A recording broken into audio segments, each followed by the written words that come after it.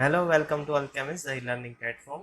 तो अभी तक हमने अपने सॉलिड स्टेट केमिस्ट्री में तीन लेक्चर्स ऑलरेडी हो गए हैं, जिसमें हमने कवर कर लिया है what is the space lattice, how many orientations are possible, and then we will move to that table in which we discuss that how many crystal systems are there, what is the side length of that crystal system, वो सब हमने देख लिया। तो वो table एक important हो गया। देन हमने क्या देखा था, how many atoms are present in the particular unit cell. तो वो हमें पता है कि एससी के लिए एक एटम होगा, फिर आपके बीसीसी के लिए दो होंगे, एफसीसी के लिए चार होंगे। दैट इज ऑल्सो इम्पोर्टेंट, तो वो भी आप अपने नोट्स में नोट डाउन कर लीजिएगा, राइट। और उसके बाद हमने क्या देखा था, what is the atomic packing fraction and how to calculate atomic packing fraction and what is the interplanar distance, उसके लिए हमारे पास फॉर्मूला था, राइट। और वो इंटरप्लेनर डिस्टेंस हर एक हमारे जो सिस्टम होगी क्रिस्टल सिस्टम उसके लिए डिफरेंट होगा। तो दैट इज ऑल्सो इम्पोर्टेंट, वो भी आप याद रखें, वरना कई बार क्वेश्चंस आपको कंफ्यूज कर देगा। अगर आपका हेक्सागोनल सिस्टम के लिए पूछ लिया तो वहाँ पे आपका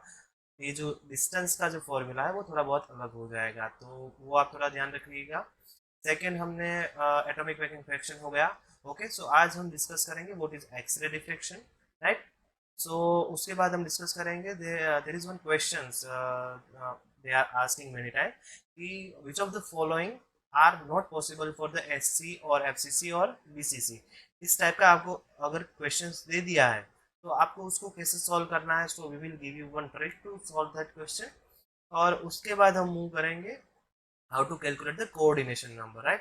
तो चलो स्टार्ट करते हैं हमारे एक्सरे डिफ्रैक्शन से। हाँ, और एक्सरे डिफ्रैक्शन स्टार्ट करने से पहले हमने जो एटॉमिक पैकिंग फ्रैक्शन देखा था वो हमने एससी, एफसीसी और बीसीसी के लिए देखा था, जिसमें एससी के लिए कितना था आपका पैकिंग फ्रैक्शन था 52%, राइट। एफसीसी के लिए कितना था 74%, और बीसीसी के लिए कितना था 68%। तो जनरली आप ये डायरेक्टली याद रख सकते हो, राइट। और अगर आपको ये याद नहीं रहता तो you can also calculate, but वो थोड़ा लेंथी हो जाएगा, so try to remember this directly, right.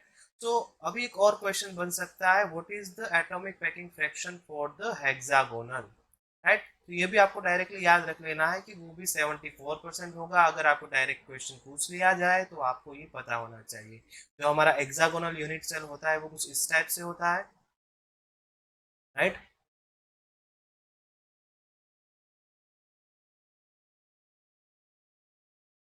Right, इसके हर एक कॉर्नर पे एक एटम होगा,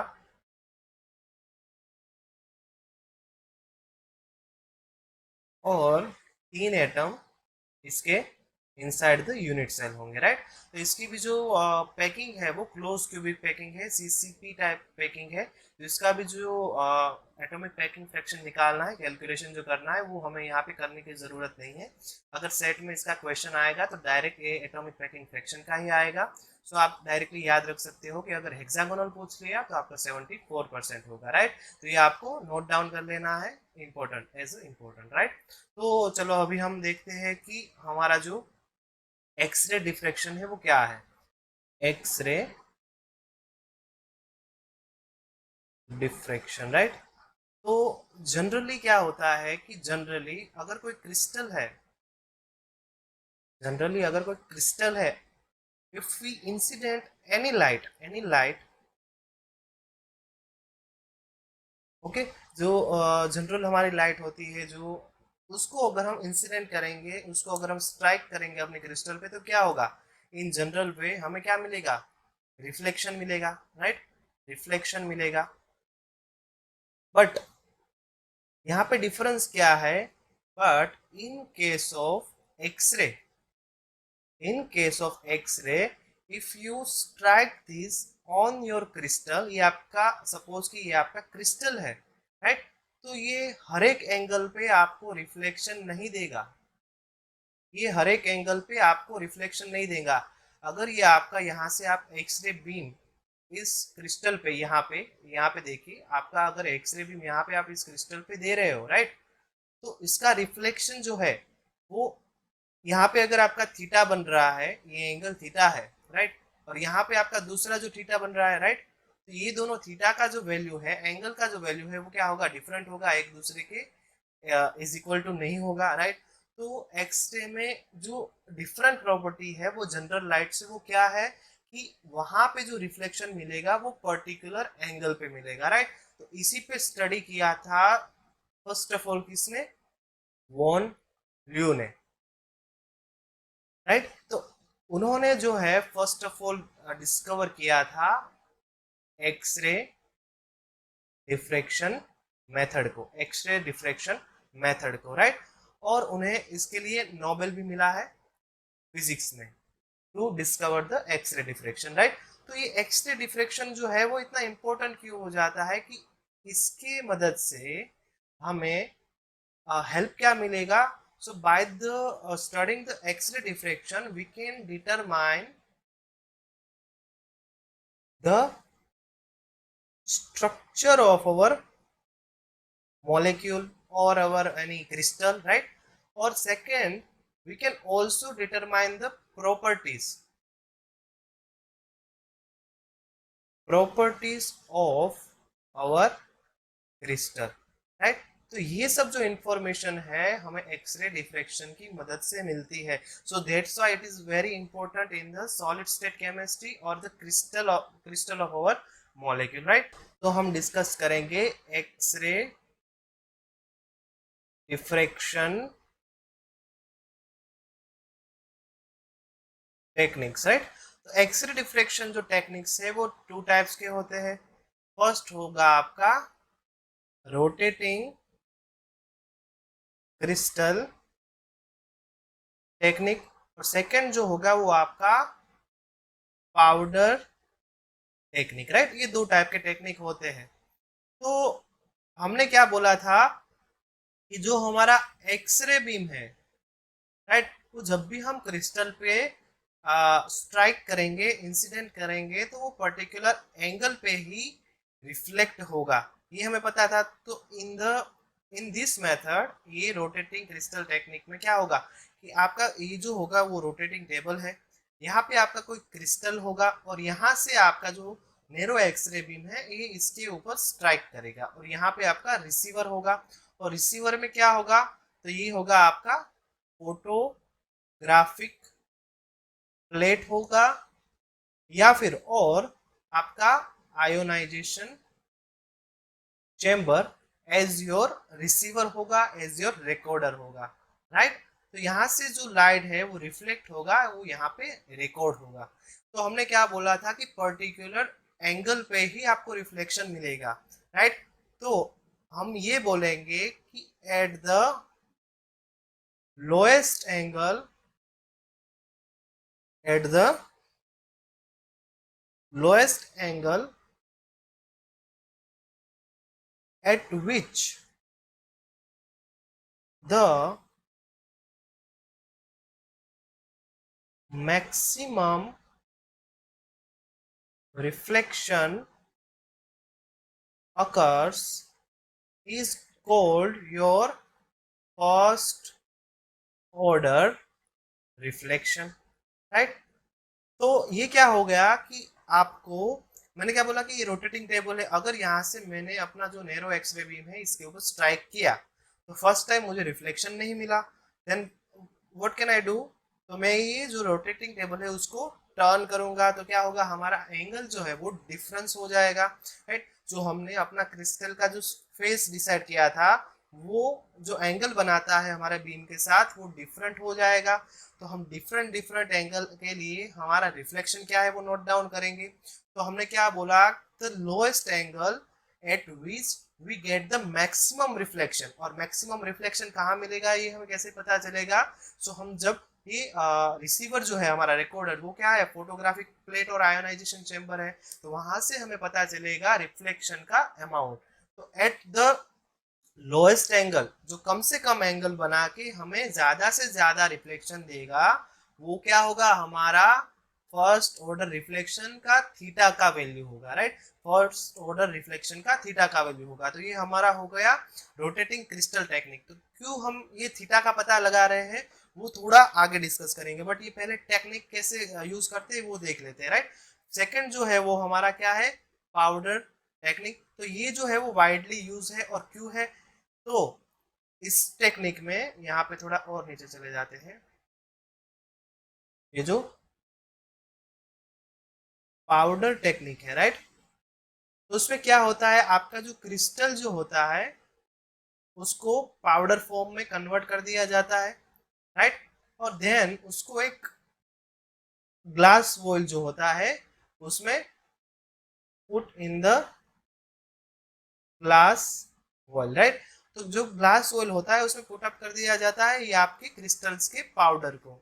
तो उसके बाद क्या होता है कि जैसे हमें क्या था पहले में कि हमारा जो टर्न टेबल था वो हमें टर्न करना होगा हमारे रिफ्लेक्शन के हिसाब से, राइट, तो यहाँ पे क्या होगा कि सपोज कि ये आपका यहाँ पे ये ग्लास वॉल है जिसमें आपके क्रिस्टल्स का पाउडर भरा हुआ है, राइट, और इसके अराउंड ऐसे आपका एक फोटोग्राफिक स्ट्रिप पूरा रख दिया होगा, ये क्या होगा आपका फोटोग्राफिक स्ट्रिप पूरा रख दिया होगा जो कि है आपका यहाँ पे रिसीवर और recorder, right, so when you strike your X-ray beam, तो एक्सरे बीम जो है यहाँ से if you strike on this glass wall जिसमें कि आपकी क्रिस्टल का पाउडर भरा हुआ है, देन व्हाट विल हैपन, यहाँ से मैंने क्या बोला था पर्टिकुलर एंगल में ही रिफ्लेक्शन देगा, तो यहाँ से अगर आप इसको स्ट्राइक करोगे आपके तो ये रिफ्लेक्शन जहां पे भी पॉसिबल है, अगर यहाँ पे हुआ, यहाँ पे हुआ, यहाँ पे हुआ और यहाँ पे हुआ, जहां पे भी पॉसिबल है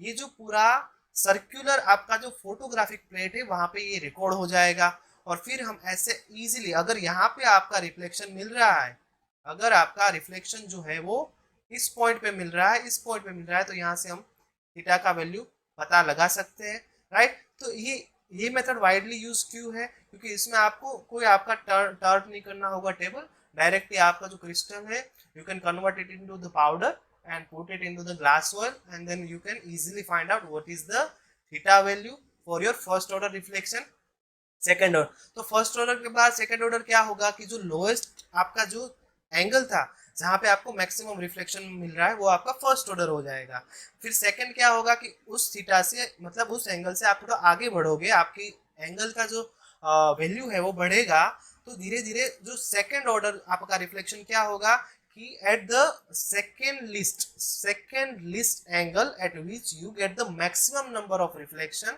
sorry, maximum amount of reflection, that is your second order reflection, so it is very clear, right, तो ये जो था वो जनरली कोई डिस्कस नहीं करता, बट आपको ये प्रैक्टिकली पता होना चाहिए कि एक्सरे डिफ्रेक्शन जो है वो जरूरी क्यों है, इंपॉर्टेंट क्यों है, ये आपको पता होना चाहिए, राइट, क्यों इंपॉर्टेंट है, क्योंकि अगर हम स्टडी करेंगे एक्सरे डिफ्रेक्शन का then we can also determine the structure of our crystal, we can determine many properties of our crystal, so it is very important in that way, right, so अभी हम move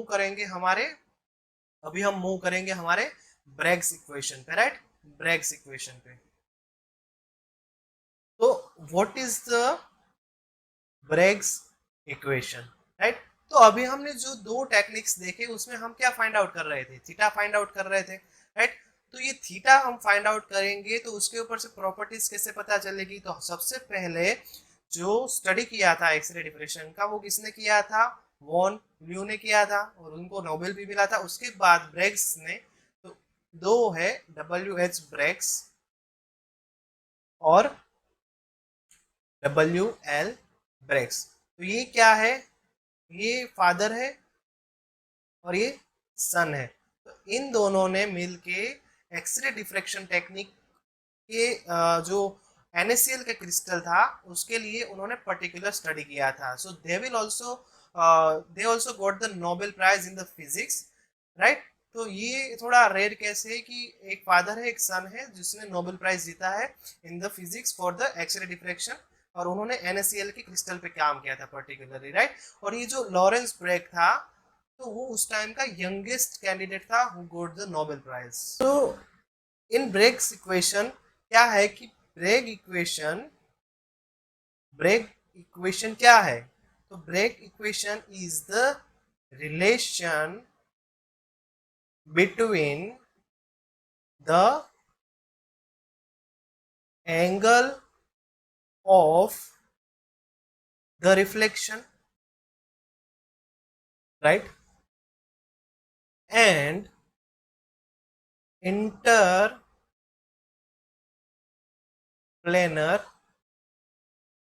distance and the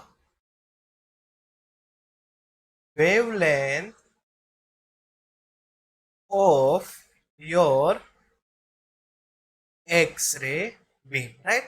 तो Bragg's equation क्या है कि Bragg's equation is the relation between the angle of reflection, right? Angle of reflection हमारा क्या है? Theta है।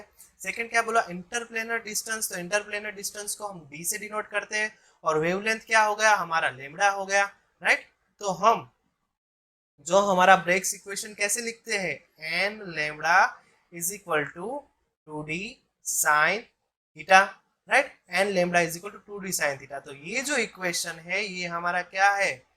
Bragg's equation, right? तो आप देखोगे कि यहाँ पे जो एंगल है, रिफ्लेक्टिंग एंगल थीटा, आपका वेवलेंथ है, और ये आपका इंटरप्लेनर डिस्टेंस है।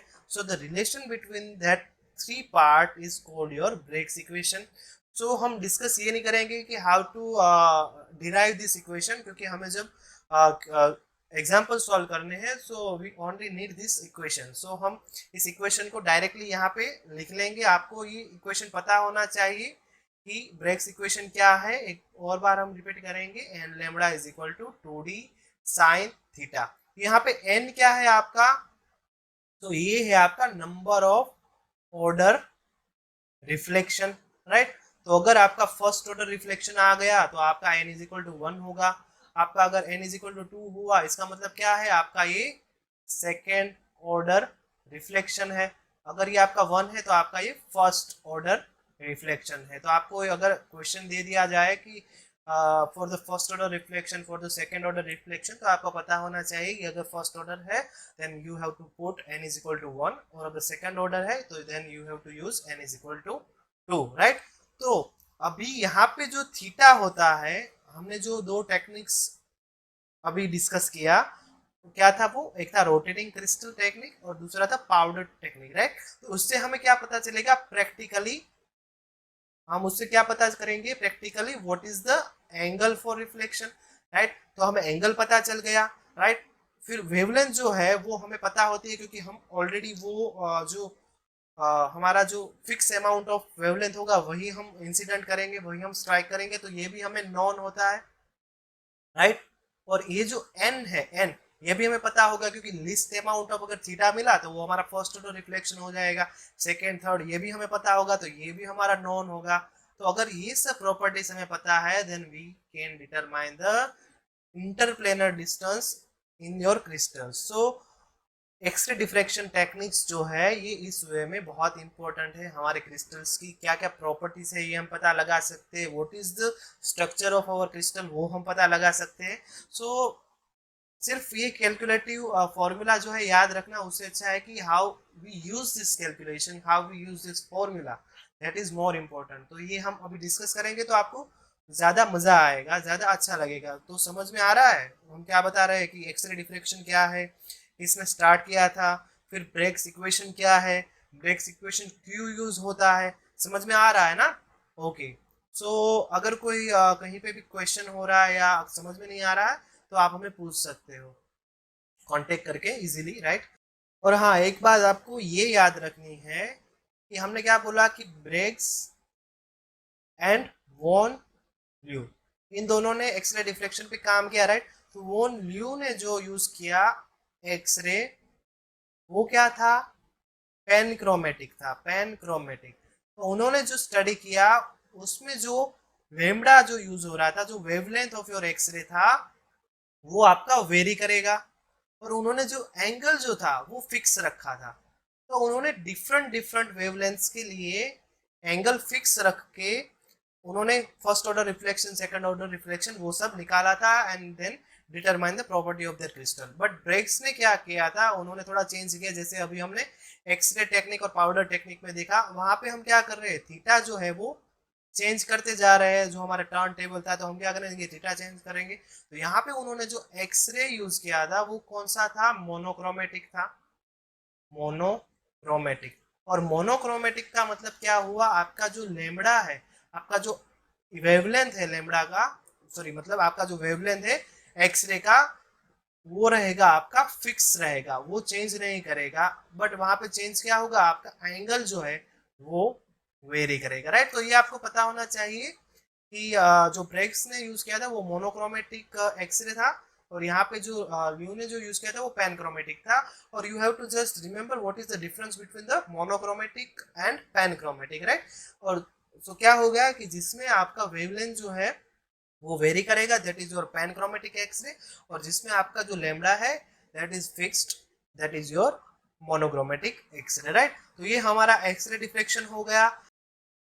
ओके, तो हम एक दो एग्जांपल्स देख लेते हैं कि हमारा जो ब्रेक्स इक्वेशन था वो क्या था, n lambda is equal to 2d sin theta. So if we calculate the examples, then we know that how to use our this formula, right? तो एग्जांपल ये है, आप साथ में लिखते जाइए अपने नोट्स में कि एजी क्रिस्टल, एजी मतलब आपका सिल्वर क्रिस्टल जो है आपका, एजी crystals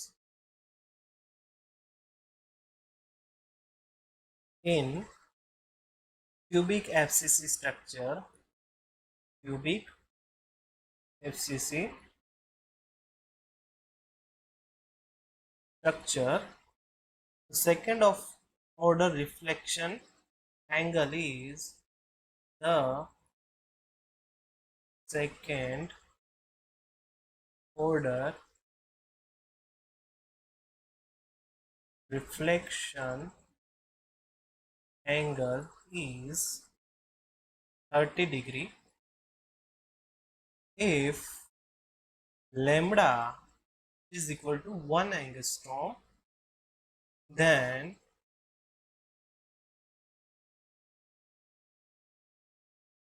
calculate the length of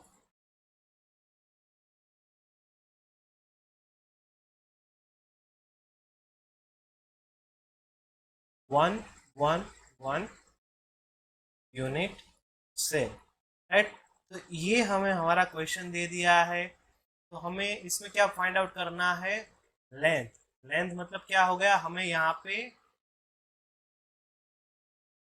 A find out करना है, राइट। तो हमेशा जो फिजिकल के क्वेश्चंस देखो तो आप पहले ये यहाँ पे लिख लो कि क्या फाइंड आउट करना है और आपको क्या क्या दे दिया है, राइट। तो यहाँ पे हमें क्या क्या दे दिया है, पहले तो हमें ए जो है वो फाइंड करना है, राइट। ये हमारा साइड लेंथ हो गया। सेकेंड जो है वो हमें क्या दे दिया है, यहाँ पे आप देखेंगे कि रिफ्लेक्शन एंगल दे दिया है 30 डिग्री, राइट। तो यहाँ पे हम थीटा जो है वो हमारा 30 हो गया, राइट। फिर यूनिट सेल कौन सा दे दिया है, 1 तो हमारा एच के एल का वैल्यू हमें दे दिया है, राइट। और हमें लेमड़ा क्या दिया है, 1 एंगस्ट्रॉम, राइट। तो ये तो हमने अभी पढ़ा, इसलिए हमें पता है कि यहाँ पे हम वो हमारा जो फॉर्मूला है वो यूज करेंगे। Otherwise you have to memorise every formula in your mind, और उसके बाद ही आपको पता चलेगा कि कहाँ से हम ये निकाल पाएंगे। तो हमारा ऐसा फॉर्मूला होना चाहिए जिसमें हम ए भी है, थीटा भी है, एच के एल का वैल्यू है और लेमड़ा भी है, राइट। तो हमारा जो फॉर्मूला था वो क्या था, n lambda is equal to 2d sine theta, right. तो यहाँ पे हमें डी का वैल्यू तो कहीं दिया नहीं है, राइट। बट हमें अगर डी का क्यूबिक के लिए फॉर्मूला याद है तो क्या था, a upon under root h square k square plus l square, right. तो अगर वो जो हमारी जो वैल्यू थी अगर हम इसमें पुट अप कर देंगे तो क्या होगा, n lambda is equal to 2 into a under root h square k square plus l square into sine theta. कुछ नहीं किया हमने, सिर्फ डी का जो वैल्यू था वो यहाँ पे लिख दिया है। अभी अगर आप देखोगे तो हमारे पास सब कुछ है ए के अलावा, राइट। तो हम यहाँ पे दूसरे सब वैल्यूज पुट करके हमारा ए का वैल्यू निकाल सकते हैं, राइट। तो अगर हम ए को ऐसे लिख दे तो यहाँ पे हमारा क्या हो जाएगा, एन लेमड़ा, ये इस तरफ आ जाएगा तो ये डिनोमिनेटर से न्यूमरेटर में आ जाएगा, राइट। तो ये आपका आ जाएगा under root h square plus k square plus l square, right, divided by जो ये यहाँ पे आपका न्यूमरेटर में था वो इज इक्वल टू के इस तरफ आएगा तो वो डिनोमिनेटर में चला जाएगा। सिंपल मैथमेटिक्स रूल है। राइट। तो ये यहाँ पे आपका 2 आ गया और ये आपका आ गया साइन थीटा, राइट। तो सब वैल्यूज आपको पता है, सब वैल्यूज जो है वो आपको पता है। एन का वैल्यू क्या दिया आपको, सेकेंड ऑर्डर रिफ्लेक्शन है तो 2 दे दिया है। आपका जो लेमडा का वैल्यू जो था वो 1 एंगस्ट्रॉम दे दिया है तो 1 एंगस्ट्रॉम लिख देते हैं। आपका जो यूनिट लिखना है इसलिए कभी कभी इंपॉर्टेंट हो जाता है कि आपका जो फाइनल आंसर है वो डिफरेंट डिफरेंट यूनिट्स में दिए होते हैं। कई बार आपका आंसर सही होता है but due to that unit आप गलत आंसर करके आ जाते हो, तो आप यूनिट में खास ध्यान रखें। और हमारा एच के एल का वैल्यू 1 यूनिट दे दिया है, तो अगर हम यहाँ पे लिखे 1 स्क्वेयर प्लस 1 स्क्वेयर, राइट, और ये हमारा आ गया 2, साइन थीटा हमें क्या दिया है, साइन 30, राइट। तो अगर हम इसको कैलकुलेट करें तो 2 × 1 ये √3 आ जाएगा, 1 स्क्वायर का एडिशन √3 आ गया। ये आपका आ गया 2 × साइन 30 का वैल्यू क्या आता है, 1/2 आता है। तो ये आपको टेबल याद होना चाहिए, 0, 30, 45, 60, 90। तो साइन के लिए आपका 0 का वैल्यू 0 रहेगा, 30 का 1/2, इसका 1/√2, इसका √3/2 और 90 का 1। अगर कोस के लिए जाना है तो ये जो पूरा है उसको उल्टा कर दो, तो 1 यहाँ पे आ जाएगा, √3/2 आ जाएगा, 1/√2 यहाँ पे आ जाएगा, 1/2 यहाँ पे आ जाएगा और 0 यहाँ पे आ जाएगा। अभी के लिए आप इतना याद रख लीजिए, ये आपके लिए इम्पोर्टेंट है, राइट। तो साइन 30 का वैल्यू हमारे लिए क्या आ रहा है, 1/2 आ रहा है, राइट। ये 2 कैंसिल आउट हो जाएंगे, तो हमारे पास फाइनली क्या बच गया, 2 × √3, और √3 का वैल्यू क्या आता है, 1.71। 1.71 इंटू 2 करेंगे तो आपका क्या होगा, समथिंग अराउंड 3.5 एंगस्ट्रॉम। तो आखिर में unit is most important part. अगर आपको आंसर मीटर में दिया है तो आपको इसको कन्वर्ट करना होगा, तब आपका आंसर हो जाएगा 3.5 × 10⁻10 मीटर। अगर सेंटीमीटर में दिया है तो वो भी आपको कन्वर्ट करते आना चाहिए। तो कन्वर्जन, ये जो सब कन्वर्जन है वो इम्पोर्टेंट है, ये आपको पता होने चाहिए। कई बार आपको सब आता है बट आंसर में लास्ट में आप गलत हो जाते हो, राइट। तो ये हमारा एक एग्जांपल हो गया, how to use our formula and lambda is equal to 2d sine theta. तो ऐसे भी हम यूज कर सकते हैं। सेकेंड एग्जांपल हम आपको होमवर्क पे देंगे, जिसको आप अपने तरीके से सॉल्व कीजिए तो आपको प्रैक्टिस होगा तो ज्यादा समझ में आएगा, राइट। तो आपका जो एग्जांपल है वो क्या है कि metallic silver crystallizes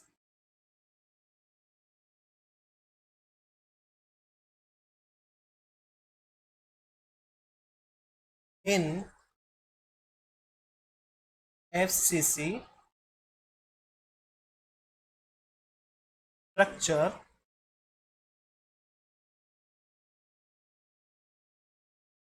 with unit cell length 40 nanometre. आप अपना ये जो एग्जांपल है नोट में नोट डाउन कर लीजिए और बाद में ये लेक्चर के बाद में खुद से सॉल्व करना, right. The first order diffraction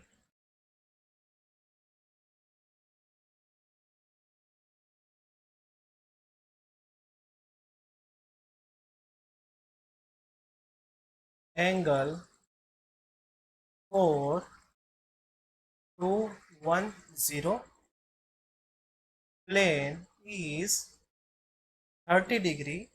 What is the lambda, what is the lambda मतलब what is the wavelength of x-ray, what is the lambda of x-ray। तो आपको कौन सा फॉर्मूला यूज करना है, n lambda is equal to 2d sine theta.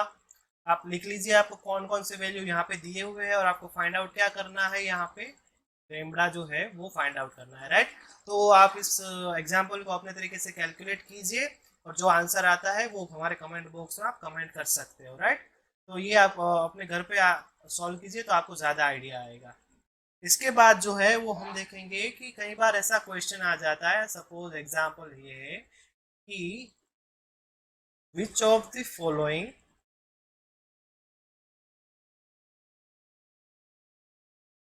plane is possible for FCC unit cell, right. इस type का question आ जाता है यार आपको 1 1 1 1 2 3 0 1 0 1 2 और 1 2 4 ऐसे ऑप्शंस दे दिए हैं 4, राइट। ये आपका ए, बी और सी और डी, और आपको बोल दिया है कि which of the following plane is possible for the FCC unit cell. तो आप कैसे निकालोगे? तो ये जो क्वेश्चन है कई बार डायरेक्टली 2 मार्क्स में आ जाते हैं, तो वो हम यहाँ पे एक टेबल बनाएंगे। जो इन्फॉर्मेशन है वो आपको याद रख लेना है, उससे आप डायरेक्टली अपना जो आंसर है वो निकाल सकते हो। तो पहले हम वो जो डेटा है वो लिख लेते हैं और फिर एक दो एग्जांपल्स करेंगे तो ज्यादा समझ में आएगा, राइट। तो आपका जो प्रिमिटिव है,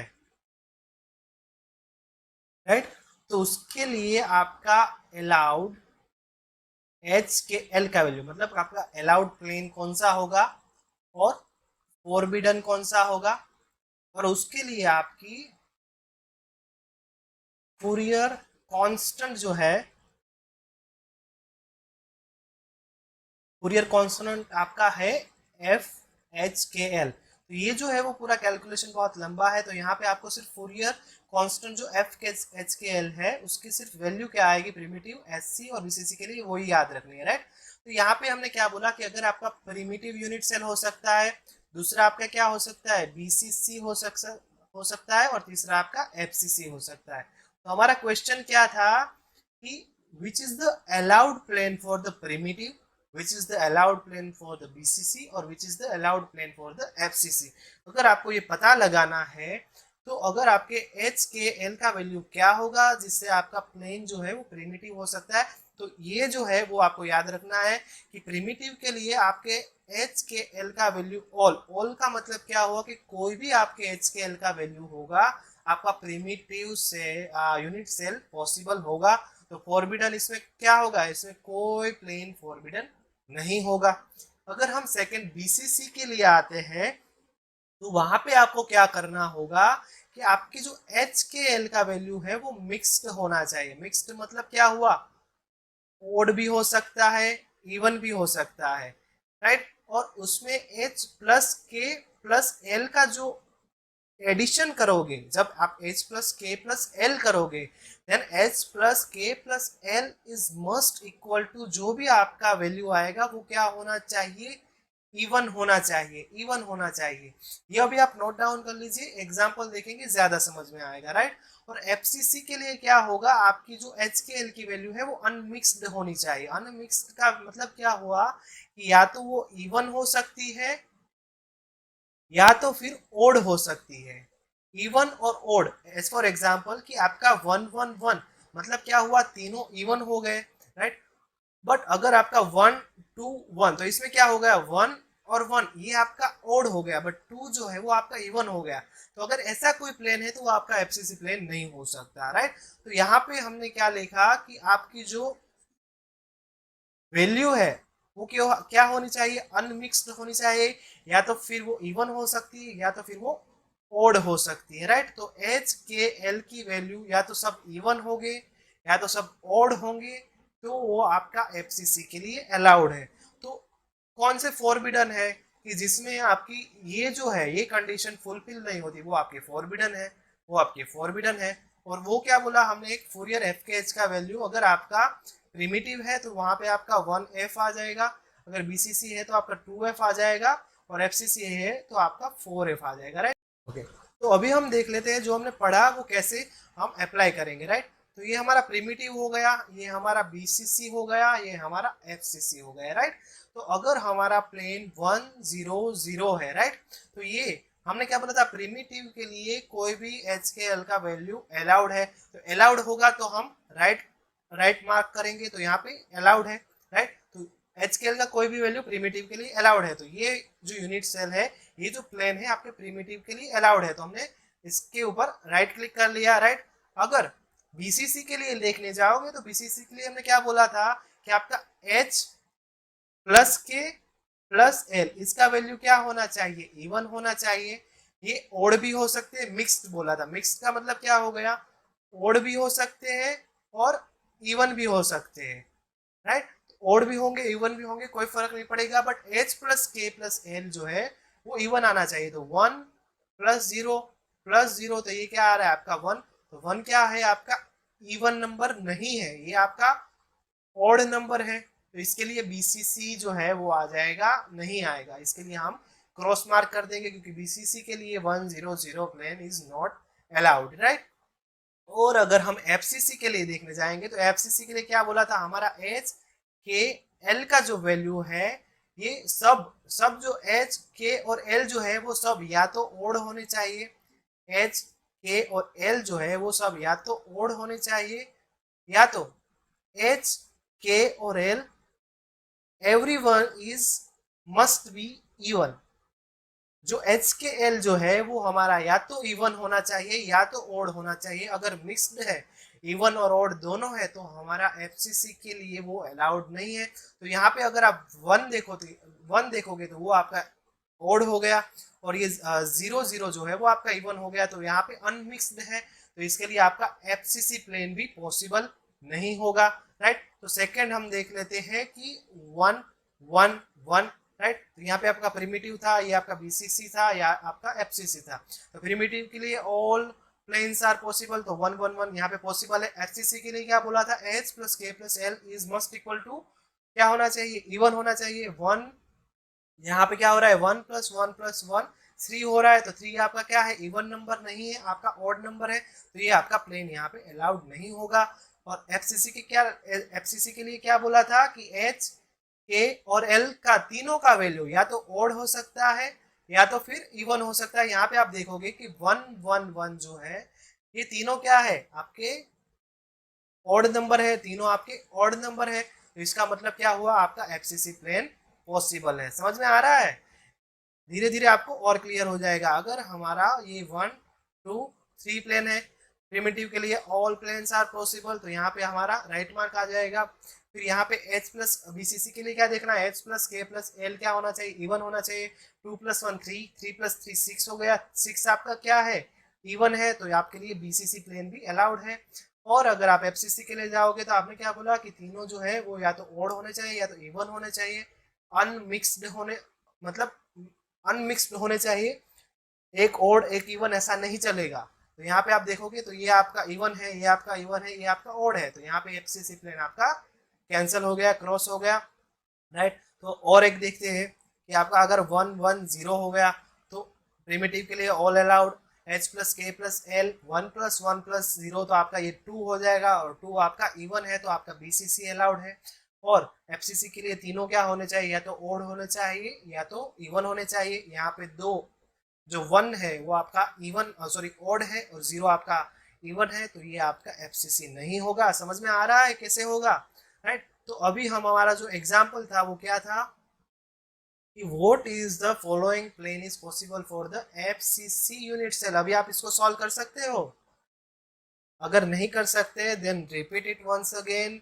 हमने क्या बोला, वो तीनों कंडीशंस को आप अच्छे से समझ लो कि आपका अगर प्रिमिटिव है उसके लिए ऑल प्लेन्स आर पॉसिबल। अगर आपका बीसीसी है तो आपका H plus k plus l का वैल्यू इवन होना चाहिए। और अगर आपका एफसीसी प्लेन है देन एच के और एल का वैल्यू या तो ऑड हो सकता है या तो इवन हो सकता है। अगर मिक्स्ड है, एक ऑड है एक इवन है, then your FCC unit cell is not possible for that plane, right. तो यहाँ पे आपका एफसीसी बोला है, तो एफसीसी के लिए या तो क्या होना चाहिए, ऑड होना चाहिए या तो इवन होना चाहिए। राइट ऑप्शन जो है वो होगा ए, 1 1 1 प्लेन, राइट। तो हम थोड़े बहुत एग्जांपल लिख लेते हैं, वो आप अपने बुक में अपने आप से सॉल्व कीजिए।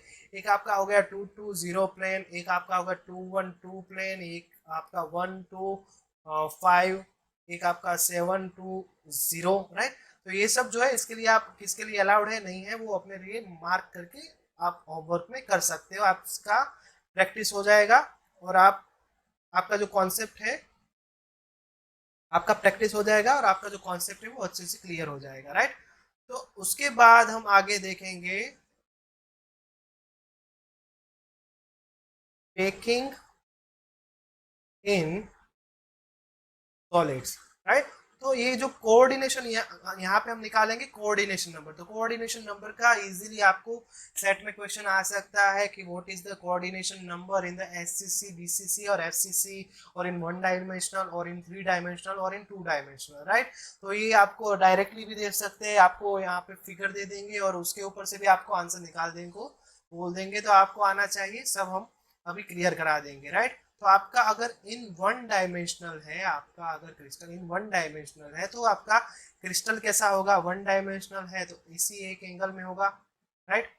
तो अगर ये आपका 1 डायमेंशनल में क्रिस्टल है तो यहाँ पे अगर आपको इसका कोऑर्डिनेशन नंबर मतलब क्या हुआ कि आपका जो एटम है वो कितने और एटम के साथ अटैच है, मतलब एक दूसरे से नजदीक है, एक दूसरे के अटैचमेंट में है, वो आपका कोऑर्डिनेशन नंबर हो जाएगा, राइट। तो यहाँ पे अगर हम इस एटम को कंसिडर करेंगे तो वो कितने एटम के साथ कोऑर्डिनेट कर रहा है, एक तो ये एटम हो गया, एक तो ये एटम हो गया, राइट। यहाँ पे 3 डायमेंशनल नहीं है तो इसके ऊपर कोई लेयर नहीं होगा, नीचे कोई लेयर नहीं होगा, इसके राइट हैंड साइड में कोई भी नहीं होगा, लेफ्ट हैंड साइड में नहीं होगा, राइट। तो यहाँ पे आपका सिंपली कोऑर्डिनेशन नंबर क्या आ जाता है, आपका coordination number for the 1 dimensional is 2, right. तो आपको सिंपली ये याद रख लेना है और अगर फिगर में पूछा जाए तो आपको पता होना चाहिए, राइट। सेकेंड जो है वो हमारा 2 डायमेंशनल के लिए, 2 डायमेंशन में क्या होगा कि वहां पे दो पॉसिबिलिटीज है कि आपका जो लेयर है वो ए टाइप भी हो सकता है, ए बी टाइप भी हो सकता है। तो पहले हम ए टाइप के लिए जाते हैं कि अगर आपका, हमने क्या बोला था, 1 डायमेंशनल एंड 2 डायमेंशनल, तो ये आपका ये यहाँ पे हो गया। और ए टाइप आपका जो लेयर है वो क्या है, ए टाइप है, तो ये हमने यहाँ पे लिख लिया, राइट। तो ये आपका यहाँ पे 1D हो गया और यहाँ पे आपका ये 2D हो गया, राइट। तो पहले 1 डायमेंशनल में ऐसा कुछ नहीं था। सपोज कि अगर आपको इस एटम का कोऑर्डिनेशन नंबर निकालना है तो क्या निकालोगे, तो ये जो है वो इसके साथ, अगर हम इसको रेड से करेंगे तो ज्यादा अच्छा रहेगा, इसके साथ भी कोऑर्डिनेशन में है, इसके साथ, इसके साथ और इसके साथ। तो आप देखोगे कि एक एटम जो है वो 4 एटम के साथ अटैच में है, राइट। तो यहाँ पे आपका कोऑर्डिनेशन नंबर क्या आ गया, 4 आ गया। तो कैसे आ रहा है वो आप देख लो, बाद में आपको डायरेक्टली याद ही रख लेना है, राइट। और सेकंड जो था वो हमारा क्या था, ए बी था, राइट। तो ए बी आपका जो स्ट्रक्चर होगा वो कैसे होगा, सपोज कि ये आपका यहाँ पे आपका ये ए लेयर है, सबका जो लेयर है वो सेम तरीके से ही वहां पे है। तो यहाँ पे अगर आपका होगा तो दूसरा जो लेयर होगा वो ऐसे होगा, 2 एटम के बीच में, राइट। यहाँ पे 2 एटम के बीच में, 2 एटम के बीच में, राइट। और फिर आपका फिर से ए लेयर आ जाएगा, यहाँ पे आपका ए लेयर आ गया। तो ये जो है आपका ए बी ऐसे आपका लेयर्स आ जाएगा, राइट। तो यहाँ पे अगर आपको कोऑर्डिनेशन नंबर सपोज कि इस एटम का निकालना है तो आप कैसे निकालोगे, तो यहाँ पे आप देखोगे कि ये जो है इसके साथ भी अटैच में है, इसके साथ भी है, यहाँ पे भी है, यहाँ पे भी है, यहाँ पे भी है, यहाँ पे भी है और यहाँ पे भी है, राइट। तो ये आपका जो है कितने एटम हो गए, एक एटम जो है वो 6 एटम के साथ, एक एटम जो है वो 6 एटम के साथ कोऑर्डिनेट कर रहा है। तो यहाँ पे आपका कोऑर्डिनेशन नंबर क्या आ जाएगा, 6। So the coordination number for a type layer is 4 and the coordination number for the AB type layer that is 6। तो कैसे निकालना है ये भी हमें पता चल गया, राइट। तो अभी हमें क्या पता चला, 1D था तो उसमें कोऑर्डिनेशन नंबर आपका 2 था। अगर 2 डायमेंशनल है तो उसमें दो पॉसिबिलिटी है, अगर आपके ए टाइप का जो अगर स्ट्रक्चर है तो आपका कोऑर्डिनेशन नंबर आएगा 4 आएगा, और अगर ए बी टाइप है तो आपका जो कोऑर्डिनेशन नंबर है वो 6 आएगा। तो आपको डायरेक्ट क्वेश्चन पूछ सकते हैं या तो फिर आपको फिगर दे दिया है और उसमें से क्वेश्चन पूछ सकते हैं। अभी जो है वो आएगा 3 डायमेंशन। तो यहाँ पे आपको 3 डायमेंशनल थिंकिंग करना होगा। कैसे करोगे, तो यहाँ पे अगर आपका ए टाइप है, राइट, तो ये आपका ए टाइप हो गया। यहाँ पे अगर हम ड्रॉ कर ले तो ये आपका, पहले जैसे मैंने बोला था कि लेयर जो होंगे वो सब सेम होंगे, तो ये आपका ए टाइप हो गया, राइट।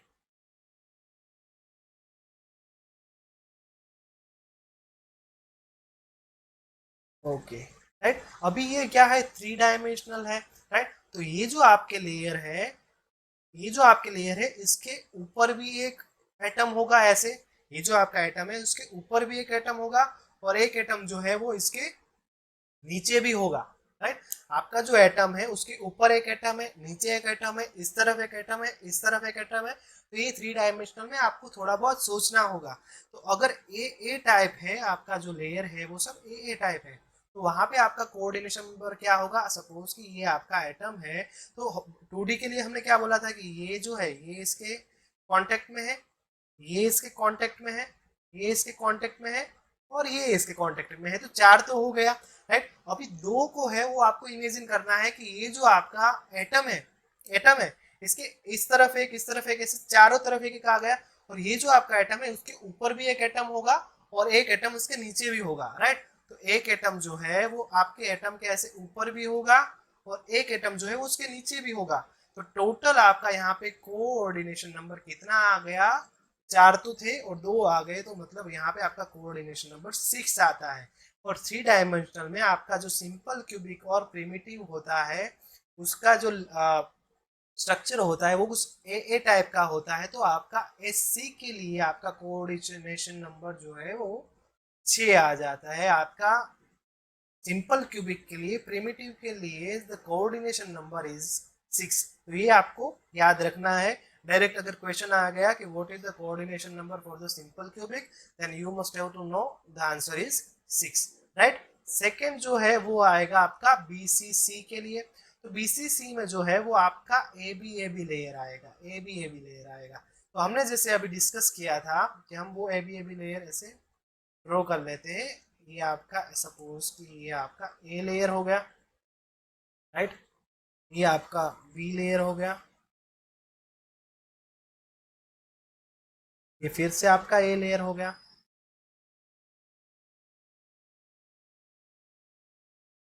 राइट।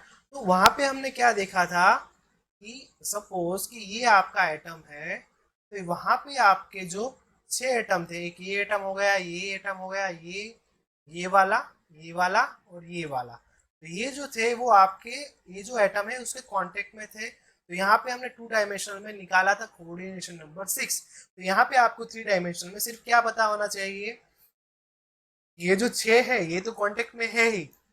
बट अभी जैसे मैंने बोला कि ये आपका अगर एटम है, इसके ऊपर एक एटम रहेगा और इसके नीचे एटम रहेगा, तो यहाँ पे आपका फाइनल कोऑर्डिनेशन नंबर जो है वो क्या हो जाएगा, 8 हो जाएगा।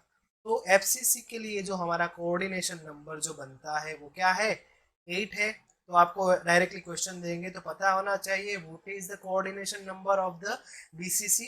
तो आपका आंसर आएगा 8, राइट। सेकेंड हम आएंगे हमारे एफसीसी और हेक्सागोनल। एफसीसी और हेक्सागोनल दोनों में हमारा कोऑर्डिनेशन नंबर जो है वो क्या होगा, 12 होगा। और यहाँ पे जो हमारा लेयर जो है वो एबीसी टाइप होता है। सपोज कि ये हमारा हेक्सागोनल है,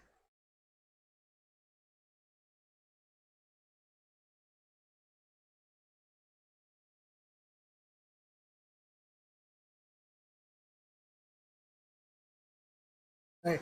इसके हर एक कॉर्नर पे एक एटम है, राइट। और यहाँ पे आपके 3 एटम है। तो ये जो है वो पूरा ऐसे, ऐसे और ऐसे, ऐसे मिलके आपका पूरा क्लोज क्यूबिक पैकिंग स्ट्रक्चर बनाएगा, जिसमें आपका जो लेयर है वो ए बी सी टाइप होगा, राइट। तो यहाँ पे हम डीप में नहीं जाएंगे ज्यादा, आपको डायरेक्टली याद रख लेना है अगर हेक्सागोनल और एफसीसी होगा तो वहां पे आपका कोऑर्डिनेशन नंबर जो है वो क्या होगा, 12 होगा। तो यहाँ से आपके डायरेक्ट क्वेश्चंस निकल सकते हैं। What is the coordination number for the 1 dimensional, that is 2। what is the coordination for the 2 dimensional, there is a true possibility। one is the AA layer, तो AA layer होगा तो वहाँ पे आपका coordination number 4 होगा। if your layer is type of the AB type layer, then your coordination number is 6। then we will move to the 3 dimensional। तो 3 dimensional में 3 probability है। एक आपका अगर SC होगा, सिंपल क्यूबिक होगा, then coordination number is 6। Right. अगर आपका और वहां पे आपका लेयर का टाइप क्या आएगा, ए टाइप लेयर आएगा। सेकेंड जो है बीसीसी, देन बीसीसी के लिए अगर आपको कोऑर्डिनेशन नंबर निकालना है, then your coordination number is क्या निकाला था आपने, 8 निकाला था, राइट। यहाँ पे आपका कोऑर्डिनेशन नंबर 8 निकल गया, राइट, 8 निकल गया for the BCC. And for the FCC and hexagonal your coordination number is 12। So you have to remain this all the examples in your mind, right. तो आपको ये मेमोराइज कर लेना है, डायरेक्ट क्वेश्चन आ सकते हैं, तो 2 मार्क्स आपको सिंपली मिल जाएंगे। तो ये आपका कोऑर्डिनेशन नंबर हो गया। अभी हम बात कर लेते हैं वॉइड्स की। तो what is the voids, right.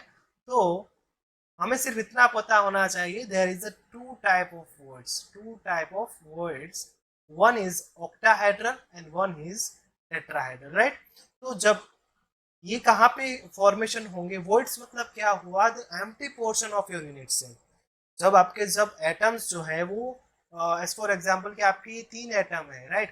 तो ये 3 एटम थोड़ा बड़ा ड्रॉ कर लेते हैं कि ये आपके एक एटम हो गया, ये दूसरा एटम हो गया, और ये आपका तीसरा एटम हो गया, right.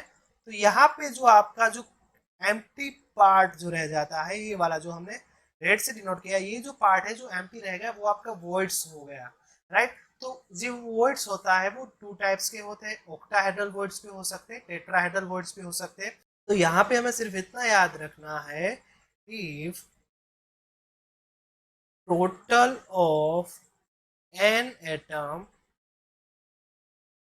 are making up the structure in that number of octahedral voids is n and number of tetrahedral voids are 2n।